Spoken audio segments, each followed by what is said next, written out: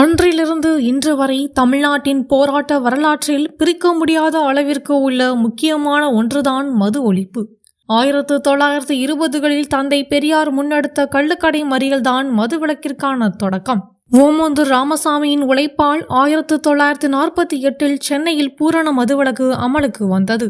அதன் பிறகு கருணாநிதி ஆட்சி காலத்தில் ஜூலை 30, 1973 அன்று கள்ளுக்கடைகளும், செப்டம்பர் 1, 1974 முதல் சாராய கடைகளும் மூடப்படும் என்று கலைஞர் அறிவித்தார்.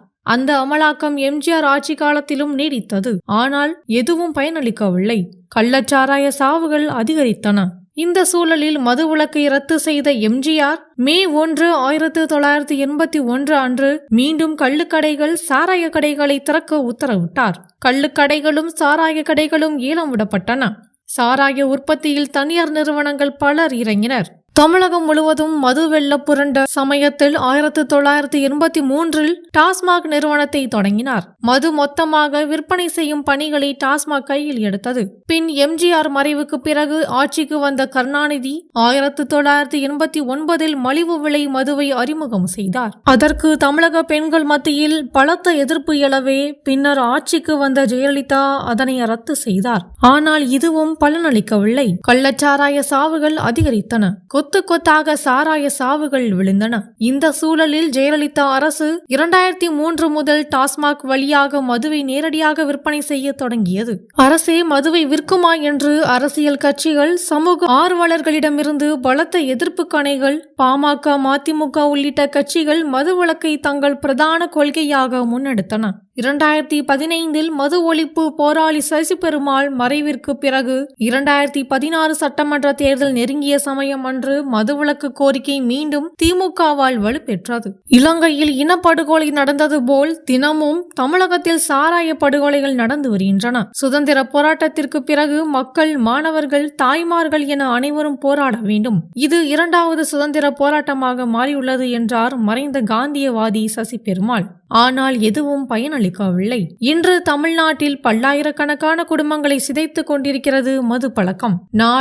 நாட்டு மக்களும் தெளிய மாற்றம் தேவைப்படுகிறது. பூரண மதுவிலக்கை நெஞ்சுரம் படைத்தவர்கள் தேவைப்படுகிறார்கள். மக்களின் குரலாக துன்பங்களை புரிந்து கொண்டு வாழ்க்கையை மீட்டெடுக்க வழிகாட்டக்கூடியவர்கள் தேவைப்படுகின்றனர். எந்த சூழலிலும் மக்கள் நலன் காக்க போராடும் விலை போகா தலைவர்கள் தமிழகத்தில் உண்டு. உண்மையில் சமூகத்தில் நலனுக்காக குரல் கொடுத்து வருகிறார்கள். அந்த வரிசையில் 2025இல் இன்றளவும் தமிழக வாழ்வுரிமை கட்சி தலைவர் வேல்முருகன் மதுவுக்கு எதிராக மட்டுமல்ல, அதன் விளைவுகளுக்கு எதிராகவும் உறுதியான போராட்டத்தை நடத்தி வருகிறார். மது என்பது நம் சமூகத்தின் முதுகெலும்பை உடைக்கும் விஷக்கருவியாகும். இது உண்மையாகவே தமிழ்நாட்டின் உள்ளாட்சி அமைப்பை தொடங்கி குடும்ப நிலைமை வரை முற்றிலும் பாதித்து வருகிறது. டாஸ்மாக் கடைகளால் வீடுகளில் தினமும் கணவன் மனைவிக்குள் சண்டை, குழந்தைகளுக்கு கல்வி புறக்கணிப்பு, பெண்கள் மீது வன்முறை, இவை எல்லாம் ஒரு நாட்டின் மரண அடையாளங்களைப் போலவே இருக்கின்றன. இதை எதிர்த்து தமிழகம் முழுவதும் குரல் கொடுத்தவர் வேல்முருகன். டாஸ்மாக் கடைகளை அடித்து நோக்கி காவல்துறையின் கொடுமைகளை தாண்டியும் குரல் கொடுத்தவர். அவரது கட்சியினரும் குண்டர் சட்டத்தில் கைதாகும் அளவிற்கு போராட்டங்களை நடத்தினார்கள். இது வெறும் கூச்சல் அல்ல, மனதிலிருந்து வந்த சமூக அக்கறையின் வெளிப்பாடே ஆகும். இந்நிலையில் நாம் தமிழர் கட்சி தலைவர் சீமான் பாரம்பரியத்தின் பெயரில் ஒரு புதிய விவாதத்தை தொடங்கி வருகிறார். அவர் தூத்துக்குடியில் பனைமரத்தில் ஏறி கல் இறக்கிய சம்பவம் ஒரு விளம்பர நாடகமாகவோ, பாரம்பரியம் மீதான பெருமிதத்தை காட்டும் ஒரு நிகழ்வாகவோ சித்தரிக்கப்படுகிறது. ஆனால் இந்த செயல்கள் எதற்காக, ஒரு சமூக நலனுக்கா அல்லது அரசியல் ஈர்ப்புக்காகவா என்ற கேள்வி எழுந்துள்ளது. பாரம்பரியமா இருந்தாலும் அது மனித உயிரை அழிக்க கூடாது.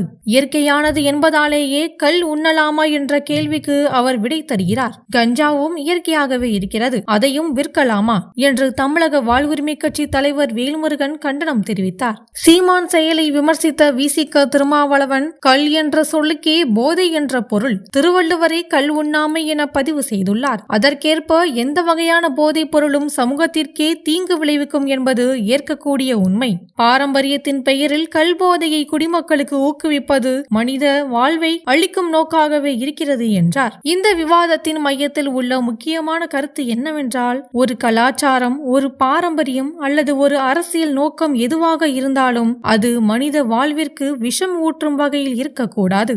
கள்ளச்சாறு என்பது ஒரு வகை போதைப் பொருள். அது ஒரு மாணவரின் வாழ்க்கையை பாதிக்க பாதிக்கக்கூடும். அது ஒரு குடும்பத்தில் நம்பிக்கையை அளிக்கக்கூடும். பாரம்பரியம் என்பது நம் வாழ்க்கை முறையை அடுத்த தலைமுறைக்கு கொண்டு செல்லும் பதிவேடு. அது நல்லதை சொல்லி தரணுமே தவிர மதுவில் எது நல்லது என்று சொல்வதற்கு அல்ல. ஒரு காலத்தில் புகையிலை கூட நம்ம பழக்கத்தில் ஒன்றுதான். புகையிலை புற்றுநோய் சாவுகள் அதிகரிக்கவே அது சட்டப்படி ஒதுக்கப்பட்டது. தமிழ் மக்களின் எதிர்காலம் விழிப்புணர்வுடன் சுயநினைவில் வாழ வழி செய்யும் மதுவில்லாத தமிழகமாக இருக்க வேண்டும். அந்த இலக்கை உறுதியாக கூறுபவரும் அதற்காக தன் வாழ்வை அர்ப்பணிக்க கூடியவருமாக இருப்பவர் வேல்முருகன். சீமானின் கல் இறக்குதல் போராட்டம் என்பது பாரம்பரியம் அல்ல, வெறும் பாரம்பரிய எதிர்ப்பே.